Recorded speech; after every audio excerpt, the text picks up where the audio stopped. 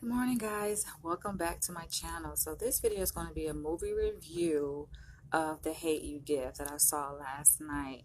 It actually was released in theaters, I believe, last night as well. So this is going to be a really interesting review because the movie is so intense. Like, I was like, oh my gosh, nobody warned me that I need to bring my tissue. Like, I needed my tissue and seeing this movie because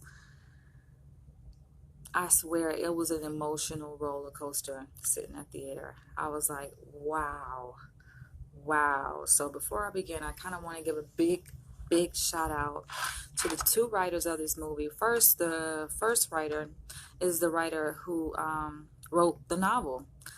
What the movie is based on. So her name is Angie Thomas. That's right. Angie Thomas is her name. She's an African American woman, and she wrote the novel. I didn't even know this was a book. So before it became a movie, it was actually a book, and then it was adapted into a screenplay by Audrey Wells. The director is also an African American man, George Tillman Jr. So I'm like, oh my gosh, this is amazing. They have an amazing cast. I mean, all of the cast members did an excellent job with their performance in this movie. And with performing so well, it makes everything about the movie very believable. So I swear, like from the moment the first scene opened up till the end, till the credits roll, I felt like I was in the movie. I felt like I was like in it, in the action. I felt like I was a part of what was happening. That's the reason why I felt like there were so many scenes that I kept crying, you guys. Like I could not, literally, I could not stop crying sometimes and like throughout the movie. And I'm just like, oh my gosh. Oh my gosh. When I say powerful movie.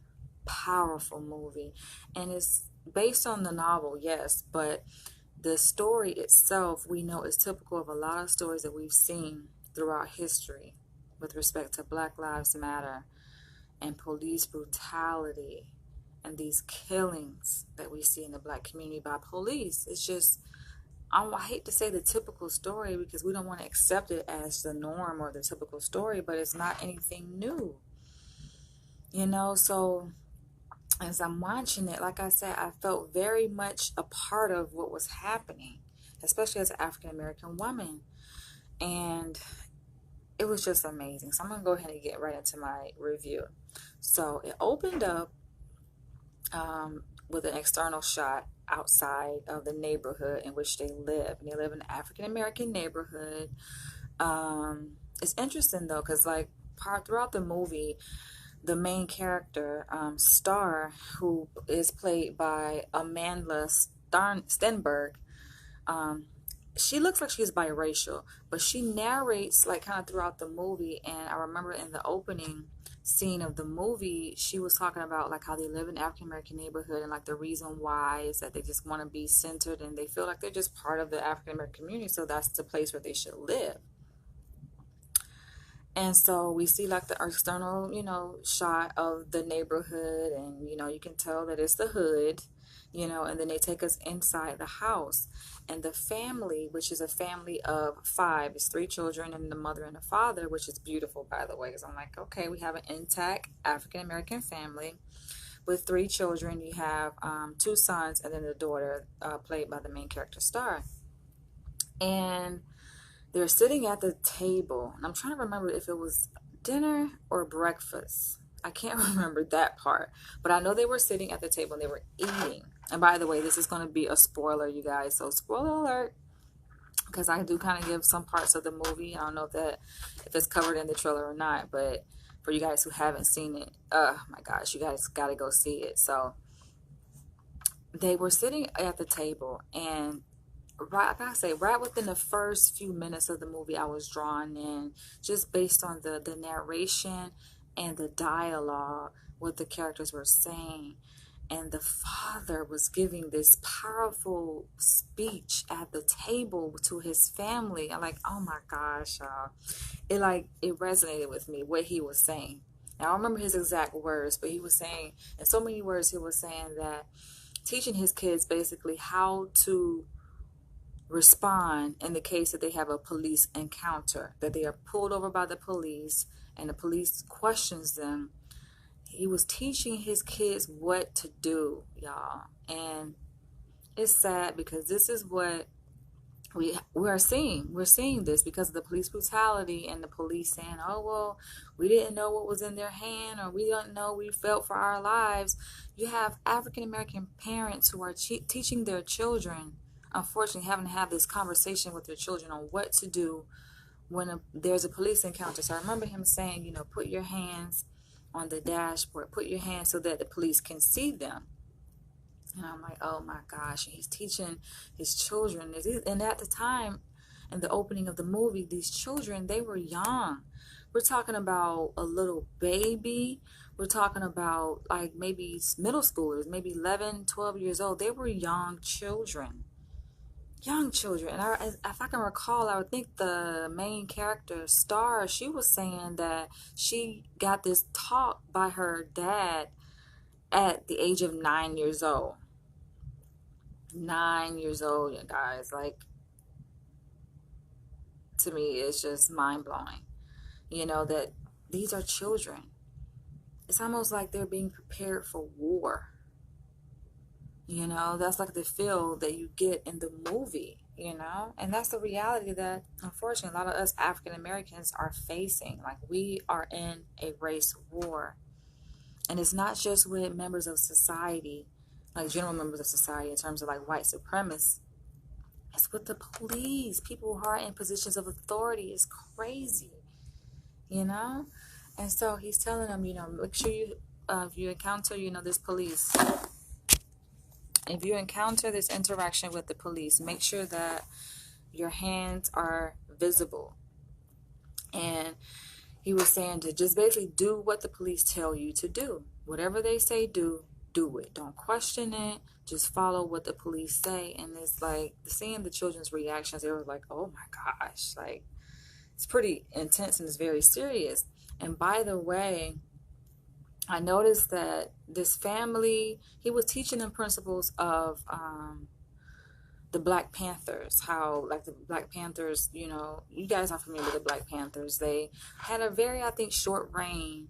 I forget the exact period, but I know it was, I believe, during the civil rights movement.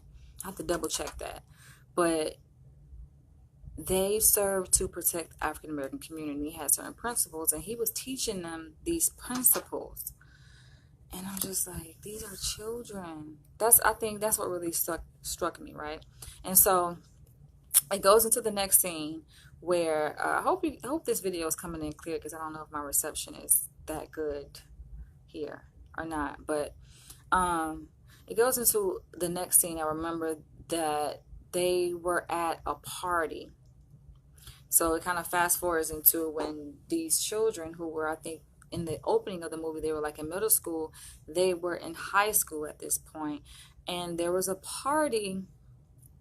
And I remember before that, like the Star, she was narrating the movie, and she was saying how, even though they're African American and they were zoned to attend this very rough school, she was like, the school, only thing you go there for is to get pregnant. It's a lot of fights and just bad things happening at that school. And when she was saying that, it reminded me of the school that I went to, John Ribault. I went to the middle school and high school in Jacksonville, Florida, and I remember it was like that. It was tough, man. We had actually metal detectors at the middle school, and there was a lot of fights and just crime, and it was crazy. And she was saying that about the school that was in her neighborhood that she was zoned to, but she said her parents did not want her to go to that school. So they ended up enrolling her in a private school, predominantly white, in a nice neighborhood, so to speak, or more affluent neighborhood. And so fast forward to the scene where there was a party. This is like still in the beginning of the movie. There was a party hosted by some members in their school at not the white school, but the black school. Because the thing is, although she was attending a white school, she still had friends at a black school, or at the black school. And the children at the black school had put on this party, and it was pretty, interesting to see, how, okay, you have a large group of African American children can come together and celebrate and have fun, but we know, unfortunately, a lot of times it doesn't end well, sometimes at these parties where there's violence. And I believe there was some shots that got fired. People were shooting at the party, and so the party ended, and her childhood friend, and thumbs up if you guys can see me clearly, because I'm not sure how the reception is, but I know that her friend, who she had grown up with, this guy, he gave her a ride home. She was riding with him. And I believe this is the same thing. Sometimes I get things kind of out of order, but I believe this happened in sequence, where this was following the party, and he was giving her a ride home. It was daylight, I'm pretty sure, and or nighttime, was it? Or was it like, I think it was maybe like evening. Anyway, they were riding in a car, and I remember the police came up. Like, before the police actually came behind them, her guy friend, because these are still high schoolers now, Star and the guy friend Khalil, she was talking. They were having an interesting conversation, and part of that conversation, I remember her saying something about, you're gonna live a long life or something like that. And so it was interesting because I kind of caught that, and I got a sense that, okay, she said something about, a long life, or maybe he said it, either one or two, but it came up that, we're young, we have a whole life ahead of us. And it struck me. I'm like, okay, something bad about to happen. Because I have a really good intuition, and I can tell when things are going to happen. And even in a movie, being that, of course, I study filmmaking, like, there are certain cues that that are in the movie, whether it's the music, a change in music, a change in the tone, or a change in lighting. Just different things happen visually or, auditorily, that can kind of cue you in to say, okay, something bad is about to happen. You guys know this too. You don't even have to study filmmaking, but people who love films know this, right? And so from there, that statement was made, and the next thing you know, sirens, the police come up behind them with their flashing lights, and I'm like, oh, here we go, here goes the madness. And so he pulled over, because he was driving, her friend Khalil was driving, and she knew the routine. So she put her hands on the dashboard, and then she was telling him to do the same. And he kind of was like, he was kind of going back and forth with her, like, I ain't about to do that, that's stupid, I ain't do nothing.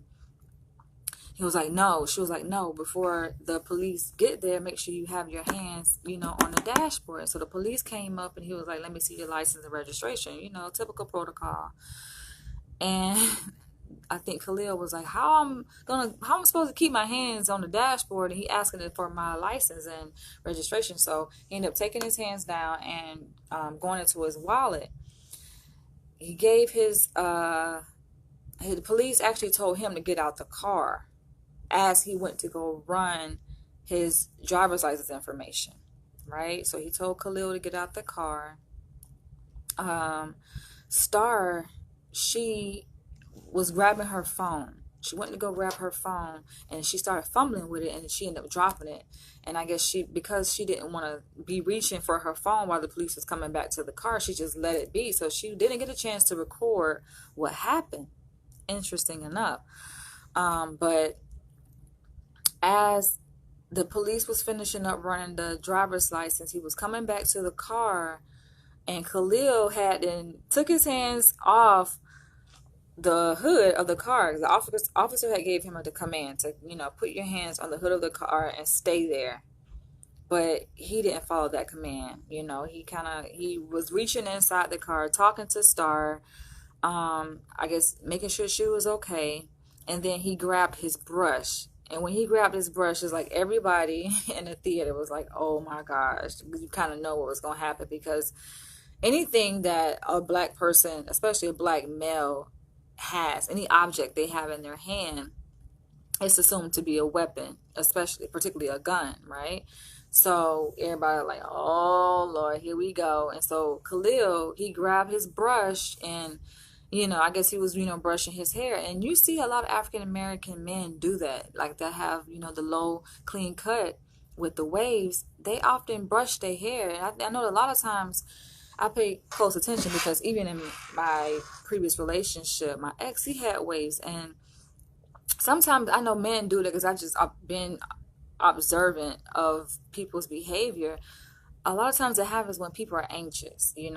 So their waves can be in place and in line and everything, but they will still brush their hair, as a form of, I guess, easing their anxiety. And women, we have our ways of easing our anxiety too, and things that we do sometimes with our hair, or we may, we're bored, twist our hair or something like that, twirl our hair. So it's just different things, and I kind of noticed that a little subtle move, and I'm like, okay, because the question was asked, like, why is he reaching for a brush? Like, why is he brushing his hair? But maybe that was his way of easing the anxiety, of getting pulled over by the police and having this police encounter. So he grabbed the brush, not as a weapon, but to, brush his hair. The police saw the object in his hand and automatically, like no questions asked, just went and pulled the trigger and shot this man. And I knew he was going to die. Like, he shot him, and then the camera showed that he got shot like in the chest, in his upper half of his body, and he was bleeding. He fell on the ground. He was bleeding out and, panting for air. And, you can tell that he was taking his last breaths. And before you know it, he was dead. That was the end of that. And to see Star get out the car, like, it was just, of course, it's just natural reaction. I think sometimes people don't understand that, especially police. They don't care about natural human reaction. But it was her natural reaction just to kind of jump up and get out the car. And she didn't think about nothing about, okay, will the police say stay there or don't move? She just jumped up. And so they were like ready to shoot her. And she was just like, no, no. Seeing her friend die, seeing her friend take his last breaths. And this is her childhood friend that she had grown up with, take his last breath. And oh my gosh, from that, you can tell it had an impact on her. And that's why I'm so thankful to the writers of this movie, the author of the book, and the lady who adapted into a screenplay, because you can tell it's great storytelling, because I like how they wanted to emphasize the impact of her witnessing this shooting and killing of her friend, the impact it had on Star psychologically. Oh my gosh, like, I love that. It was unfortunate, of course, what happened to her and the process and things that she was going through as a result of this. But I just like to see the visual, because we can't ignore the psychological impact that these killings have on the human psyche, the African psyche. So I really appreciate that. So from that and seeing her friend get killed by the police, there was a series of events, because obviously this is still the kind of the beginning of the movie, and I'm just like, wow, this movie is powerful. Like, it's already a lot like going on, already a lot that happened just within the first, I don't know, maybe 15-20 minutes of the movie. And so she goes home, and the movie shows where she's having a difficult time dealing with this, and she's having nightmares. She's waking up out her sleep, can't sleep. She's throwing up. It's just like, it was sad, to see that. And I think I probably cried at that. I know I definitely cried when that happened, right? When the police just jumped in and started shooting her friend because he thought that the brush was a gun. But it was sad. Like, that really had an impact on me. But I think I did cry. It was numerous times I cried throughout the movie, because it's an emotional story. This movie is such emotional, and of course it's relevant, and of course it affects African Americans directly, because it's like, this is our story. It's like, yes, these characters were telling the story, and doing a lot of justice to the African American experience. Like, this is our story. So I'm watching, it's like, okay, yeah, this is a movie.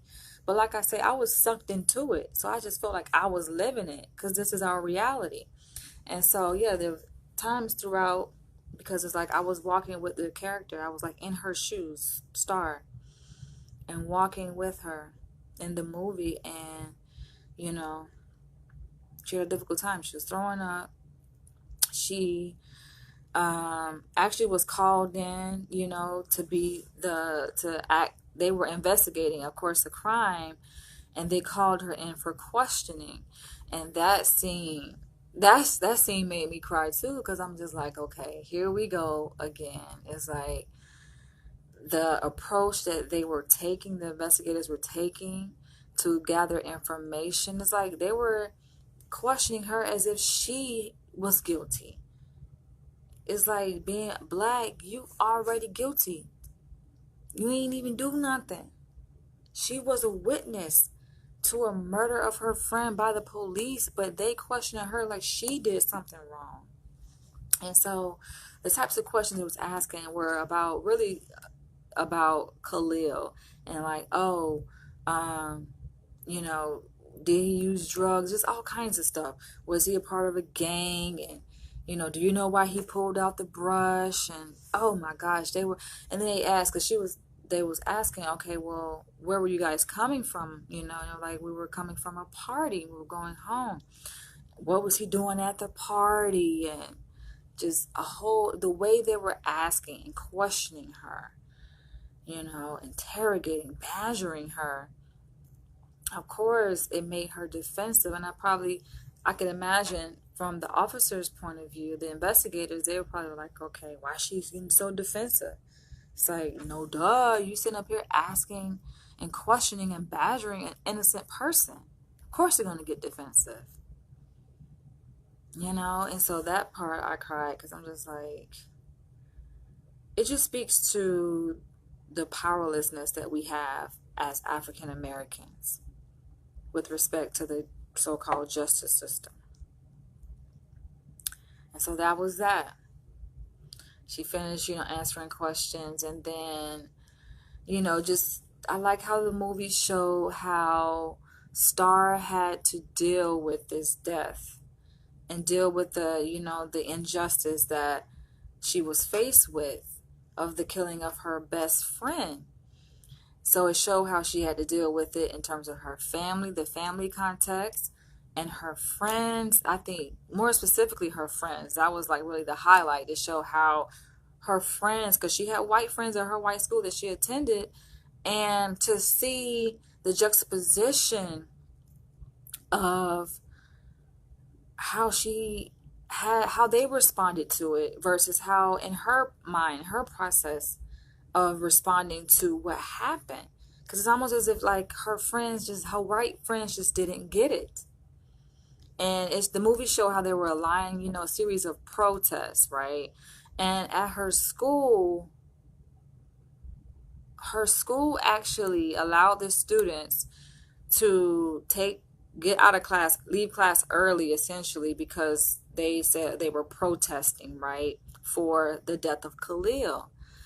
And so she at her school, right, and she looking around, and she's seeing these white students in the hallway with the flyers, with the protest flyers for Khalil, but they didn't have the same emotion that she had. Of course, she's angry because she lost her best friend, and these white kids are just walking around like they at an amusement park, with smiles on their faces, like, oh, we get to skip class, we don't have to go to class. They took it as like an opportunity just to say, okay, we don't have to go to class. They didn't care about it was for the wrongful killing of a student. They didn't care about that. And his face was on the flyer, so they knew who the person was the protest was for. They knew he was black. And it's like no one at this white school, cared. They were so impassionate. They didn't have passion. They didn't have empathy for this man. They didn't care. And when people say that movies are a microcosm of what's happening in our society, dead on. Because that's what you get. Now, not to say all white people don't care in response to it. Yes, we know there are, millions, of white people who actually joined with African Americans in protesting against police brutality for Black lives. So, yes, but seeing this happen at this school, it was just like, man, it really hit home. And so, of course, Stars responded to her classmates and her friends, like, what are y'all doing? You know? Like, y'all acting like it's nothing. Y'all sitting up here like celebrating. It's almost like it was as if it was a celebration for the white kids. When ain't nothing, it's nothing to celebrate. But they were celebrating. They were outside, like, yeah, we don't have to go to class. We had a chemistry test. We get to, skip our chemistry test. They just didn't get it. So, and even come around to the funeral, because the funeral, was right after. And at the funeral, Issa Rae, who plays the role of a justice advocate for Khalil, actually appeared at the funeral. And she broke the news that the police, they weren't going to make an arrest, that they weren't going to charge the police officer with killing him. Only thing that the police officer got was the same thing that most white police officers get, is paid time off, paid leave. And that really had an impact on everybody at the funeral. And the funeral was packed. I mean, just like you see a lot of, when people die, when Black people die in the hood, their funerals be packed. Everybody show up. Everybody in the hood show up. And which is a good thing, but there were some gang members that actually showed up.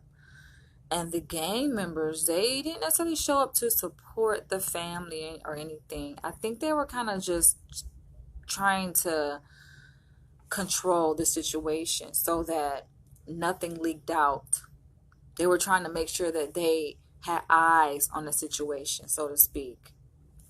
So unfortunate, because the connection that Khalil he actually had a connection to the gang. I think that they said he had worked for the gang or something like that. He had some type of connection to the gang, and the gang members did not want it to leak out that he knew them, because they knew it would get back to the police, because that was going to be part of the investigation. So that's why they showed up at the funeral. And I kind of, speaking to the whole affiliation with the gang, I kind of don't like how the movie intertwined that to say that, okay, although there's police brutality, there's a backdrop to police brutality, and trying to conceptualize why police are so quick to pull the trigger. I didn't necessarily like that, because it kind of makes the claim that, okay, police have a reason to be trigger happy in the Black community, because there are gangs and there are people who committing very violent acts and criminal behavior. So it's almost as if it is their justification. It provides a justification for why police are trigger happy and why they have this different perception of young African men when they encounter them. So I don't necessarily like that, but I'm like, okay, I guess we can't ignore that part either, because that's a reality. Yes, there are gangs and there's violence and there's Black on Black crime, so oftentimes Black people, we cry about, oh, well, why are white people killing us? Why are the white officers killing us? But we killing ourselves too. With some problems within our own community that needs to be addressed. And so I guess they could not ignore that, and that was written into the story. So yeah, people were just disappointed of this news that Issa Rae, I think her name of the character in the movie was Oprah or something like that. She brought the news that they weren't, going to bring charges, right? And so there was a discussion after the funeral about, okay, what does this mean? What do we do? We can't just let that be. So there was a discussion about it being taken to trial and getting a grand jury involved, and of course, the witness, Star, would have to come and play a part in that role, because she was a witness and they were going to be investigating her. And so the question was whether or not they were going to allow her parents were going to allow her to testify, to even speak and be interviewed, because they actually, the news people, obviously wanted to interview Star, but her parents, particularly her mother, was like, no, I am going to protect my daughter. I understand that, yes, we need to speak up on behalf of Khalil because he doesn't have a voice because he's dead, you know, and being that Star witnessed the whole thing, so her testimony possibly could do some justice for Khalil, and her speaking out, her voice, using her voice to speak out, whether it's on the news platform or, in the trial case. But her mother was like, we ain't having that, because I want to protect my daughter. And I know that the gangs, that was the biggest thing, like the gangs. And she was concerned that they would interrogate her daughter in such a way that the information would be leaked out. The fact that Khalil had an affiliation with the gangs. And so for a period, she didn't say anything. She was silenced. But I think it was when Issa, Ofra, who plays the character of Ofra, had came to visit them at her house, and that's her mom was like, no, I'm not allowing her to say anything. But then Star spoke up and she was like, this is not the first time I witnessed a murder. She was like, I actually witnessed a murder of one of my friends when they were younger. It was, I think, a girl. She was playing outside and the girl got shot and killed in a drive-by. And so from that, she said she didn't say anything, and the guy kind of got away, but then he ended up getting killed later. But she still didn't say anything. So she said she kind of felt some guilt from that and felt, responsible to a certain extent. So she was like, she want to speak out, like she wants to be the voice for Khalil. But how is that going to play out, right? So it ended up happening where she actually did, speak out. And her first time speaking out was with the news station. The news interviewed her, but they had promised, because she didn't want to show her face, so they promised her that, we'll capture your voice and even distort it, but we will blur your face so that no one can identify you. And I don't even know why they do that, because come on, nobody is stupid. People know people, especially in the hood. Like, people can identify, like, okay, that's her, that's her. And so as she was doing this interview with the news, everybody in the whole city, in the whole town, particularly in the hood, was watching this interview take place, and the gang members were watching it, and she's talking about Khalil and how he knew the gang members, and oh my gosh, it was like the gang members were watching it and they were just like, okay, she's snitching, this is Star speaking to the news people. And I'm like, oh, here we go. And so prom came around, because she had, I think, a senior or junior in high school. Prom came around, and she did go to prom. Of course, she was dating. I don't know if I had said this earlier, but she had a white boyfriend at the white school. Now, he didn't even show up to the funeral. He did not show up to the funeral, but he did have a role in kind of supporting her through the protests and everything. And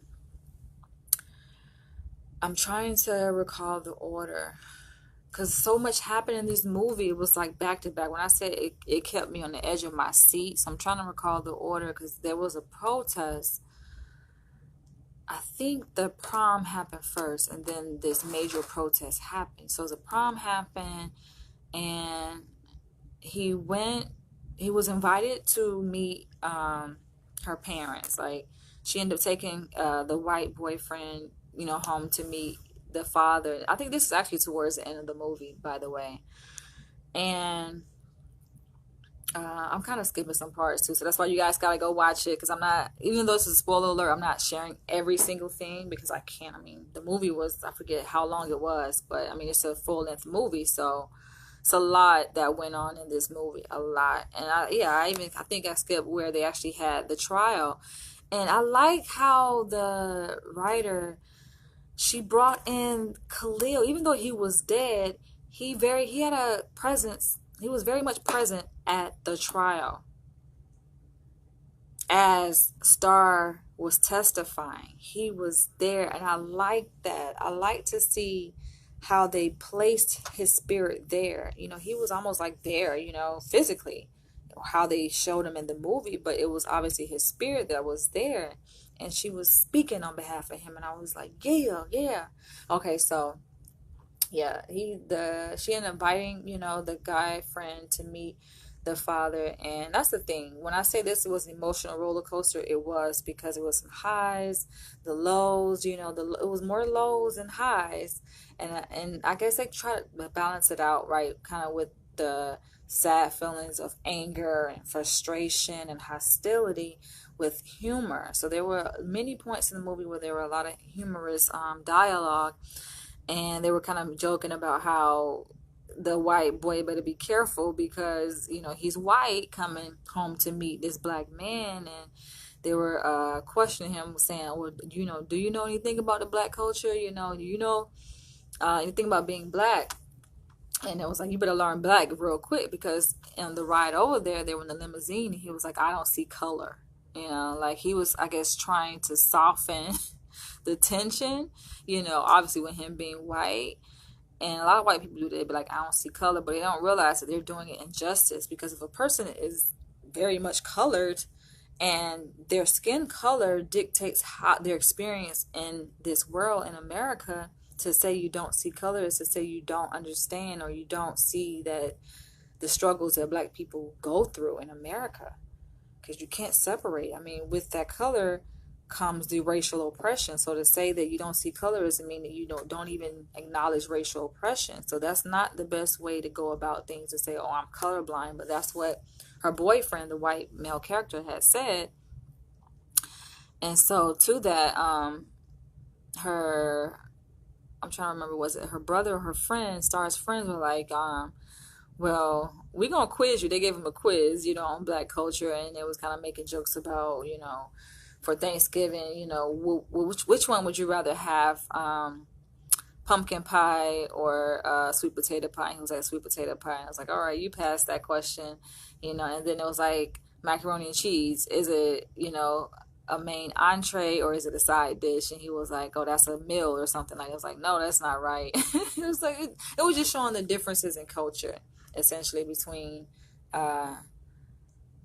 the boyfriend, the white boyfriend, and the black female lead star. So I like that kind of juxtaposition, because, you know, it kind of made it real to see that, okay, this is, you have this white kid, and then you have this black girl who appears to be biracial. And so, like I said, I don't remember, was that after this major protest or before? Because like I said, there was so much stuff happening. But I have to speak to the major protest. It was a major protest that happened where it went down, y'all. It went down. And I'm about to go ahead and wrap this video up. But it went down. Black people were out there in the streets marching for justice, because they were basically leaning towards not giving justice. And, you know, the typical scene, they were out there. It was supposed to be a peaceful protest, but it turned out it wasn't so peaceful, because the police had given the black community, the black protesters, a time. They were like, okay, you have, I'm going to say 3 minutes or something. 3 minutes. They put this time pressure on them to go ahead and wrap your protest up. Like, go ahead and y'all do your protest, but hurry up and wrap it up, because we got to clear the streets. And the black people was not hearing it. Like, I think this is one of my favorite scenes in the movie, because black people they was not trying to hear that, you know. And I think it was like a 3-minute warning. And so being that they didn't adhere to this warning, and I think actually before during this process, Star went up and she actually had the time to speak. And she was talking, and I could be mixing it together because there were several protests. So I hope I'm not mixing the details, but if I am, you guys can go watch it. So she had her chance to speak with the bullhorn, and she got up there, and she was, while everybody was kind of, going and saying their things and protesting, and it was, everybody was loud and in anger and frustrated. She got up there with her bullhorn and finally had the time to speak on behalf of Khalil. And it was like a very powerful moment in the movie, because being that her mother was so afraid of her, speaking, and talking about this, it was like her way to regain power and control.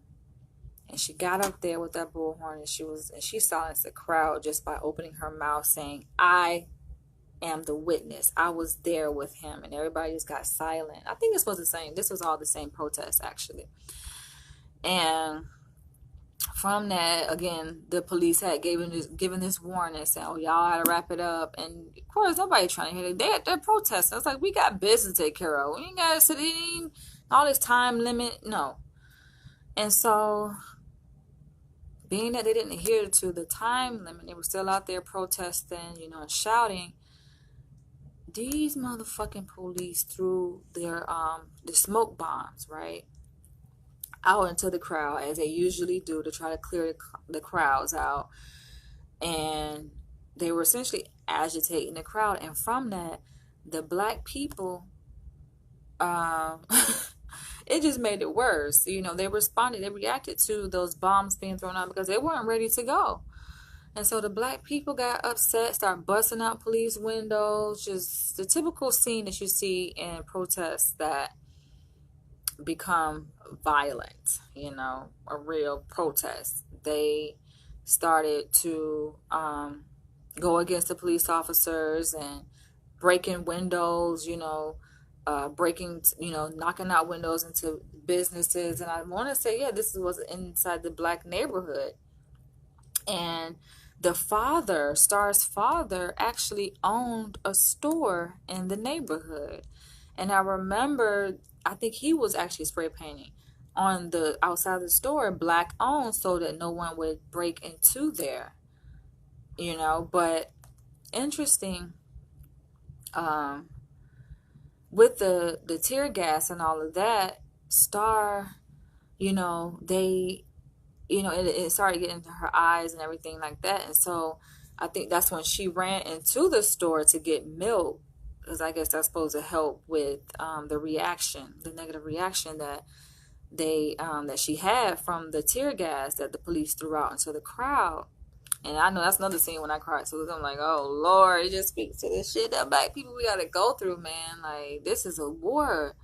And when, that's the thing, other races, other ethnic groups or minority groups try to compare their struggle to our struggle, like the LGBT struggle, and they're like, oh, no struggle is worse than the next. We all are struggling. And I think that's their way of trying to equalize it or normalize it to make us feel better. But I'm like, doing that don't make us feel better. They try to minimize it to say, okay, well, we all go through this. Is like, no, the intensity of the black struggle, you can't compare that shit, man, because we in the middle of a war. Like, you have to be black to know what I'm saying, to know what this is like, to fight, try to fight for your own survival, to fight for your life. Yes, human beings, we are in a fight to survive, yes, but not to the extent that black people have to fight for their lives.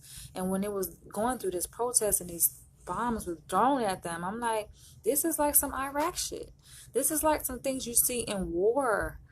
How can black people be experiencing war, and this is our home? This is supposed to be our homeland.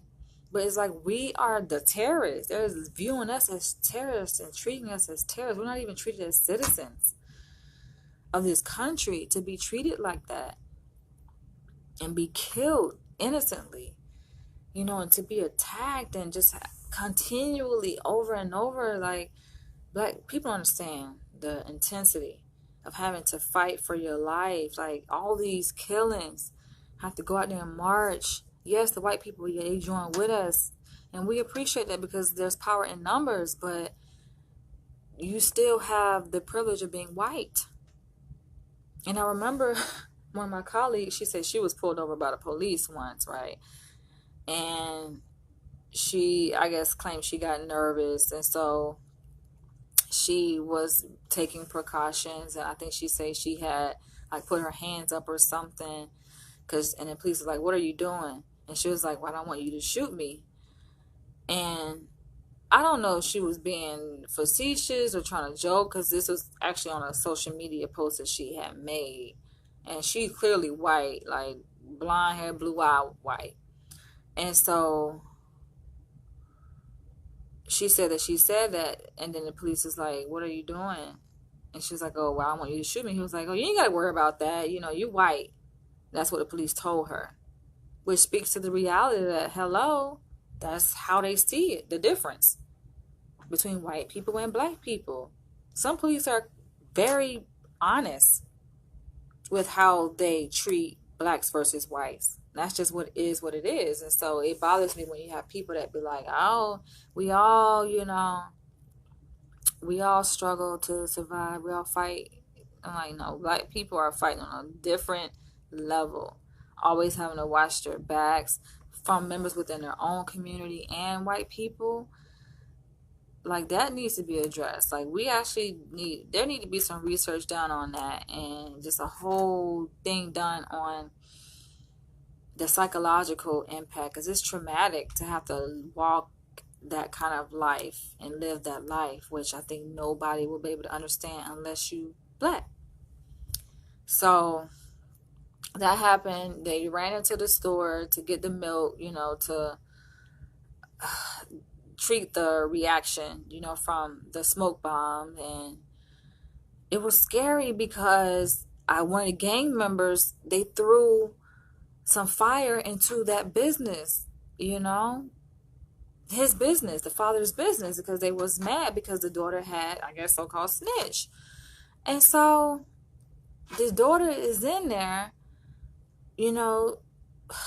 trying to treat this, and meanwhile she got this going on with members from our own black community. So that it speaks to how we got shit coming at us from all different angles, man. And so I thought that, I was like, Lord, please don't let these people die, because the fire was starting to get big, and fires, they grow real fast. And I was like, please don't let this girl die. And now I say that's a very well written story. Like, the pacing, it was on point. But they were able to get out, thank God, to safety, and survived it, y'all. They survived it. So I was so proud of that. But by the end of the movie, y'all, when I say, like, I think I was all cried out. I had a slight headache because it was so much. And being that this movie is a PG-13 movie, PG-13, I'm like, this is a lot of stuff going on to be a PG-13 movie. But hey, this is the reality that even teenagers gotta face. That's the reality. And the takeaway is that I really want people from all races to see this movie. I really do. I really do, because the writers did an excellent job. The director did an excellent job. It was just a well-written story, well-directed. Cinematography was on point. Everything was on point. The music, just proper timing of the music. And I just felt like it really did justice to our story and our experience, African American experience. And I might go see it again, because I was so in tears. I was like, hey, yo, get yourself together. Like, you're not necessarily directly living this, but you are. And like I say, I was like feeling like I was living it vicariously through the character, because this is our story. So I think I pretty much covered what I wanted to cover in this review. So I said, it's a lot that went on in that movie. It's a lot. And the pacing, it's going to keep you at the edge of your seat. It's that movie. It definitely is that movie. But hey, I gotta go, you guys. Just thinking about it. And I didn't cry. I was kind of wondering, like, Danielle, don't cry. And doing this review, keep yourself together. I think I'm all cried out, because when I say I cried numerous times throughout the movie, because it's one of those kind of movies that's going to make you cry. I mean, especially if you are in touch with your identity as a black person, you not that you're detached from this experience of being black in America, but you very much in touch, in tune with it. You know, you're very much affected by it. You're very much centered in who you are as an African American person in this country we call America. You're gonna be impacted when you go see this movie. I encourage you guys, go see this movie, man. It's a very powerful story, and I think every person who worked, from the cast to the crew members, producers, everybody who had a role in this movie, shout out to y'all. Y'all did an excellent job. By far, I think it's the best movie in 2018. I have to give it its props. And for that, I give it 5 stars. I would give it 6 out of 5 stars or 10 out of 5 stars. They get bonus points because this movie, hey, it hit the mark, man. It hit the mark. It hit the mark. It told our story in a very sensitive way. I felt it wasn't trying to be dismissive of our experience, because some movies, they miss the mark. You know, it's like, nah, you ain't telling our story right. But they told our story right in this movie. They did justice. And I think they did justice not only to the black experience, but to every victim of police brutality and murder. They did justice because it raises people's consciousness and awareness. And I have to say before I end this video that I remember, like, in the theater, like, people, you hear all kinds of reactions from people in the theater. And there was this woman, like, it really, she was stomping, she was mad, like, ah, and she was wailing. I'm like, oh, Lord. And I was crying silently, but you had people that was out, oof, they tore that theater up. But hey, I gotta go, you guys. Feel free to leave your comments below, share this video, and most importantly, go see the movie. Catch you guys in the next one. Bye.